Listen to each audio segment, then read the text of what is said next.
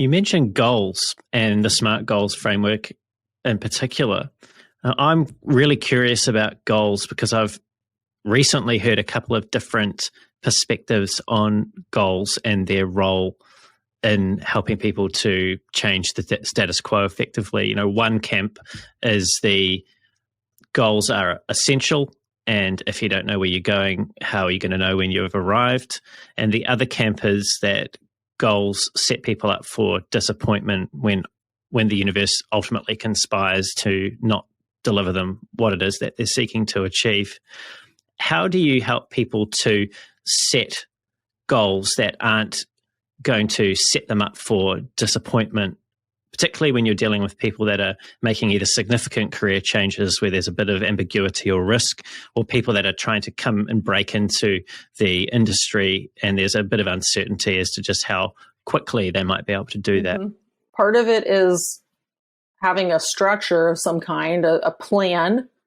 What is your plan of action? How do you know you're being successful towards the goal or sub goals that you have decided on? So this is this iteration that you were talking about that, oh, that's not working, let's try a different tactic. Right.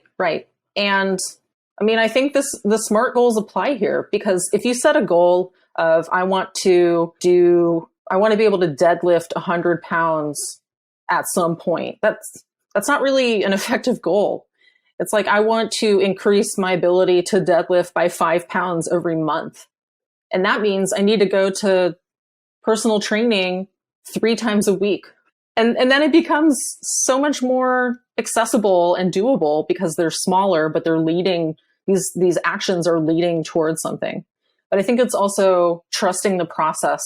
And frankly, it's very, very challenging. And I thank my business coach, Tara Butler-Flock, for helping me with this part of my business building. To communicate to someone what I even do is very challenging. Like, what are the outcomes? Because it's not necessarily tangible a lot of the time. Sometimes it is, sometimes it isn't. And then to have an initial conversation with someone where I really try to get them to understand what the process is and the fact that it's organic, and some things you can plan, but sometimes things change when you get new information.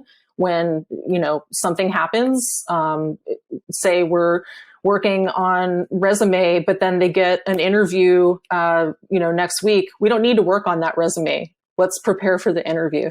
So it's semi-structured. So I have a process, and it's, tailored to each person.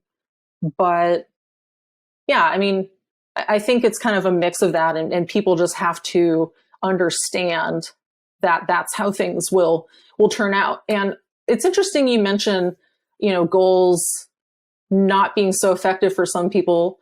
I think what I just mentioned is helpful, but thinking about myself, I will occasionally identify goals, but I'm kind of just going with the flow and being open to what comes to me. And so I didn't plan to go into coaching 3 years ago.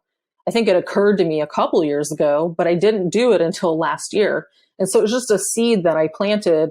And I think absorbing that and my brain kind of connecting that to the activities and interests and things through that reflection is just what made it occur to me that that was my next step.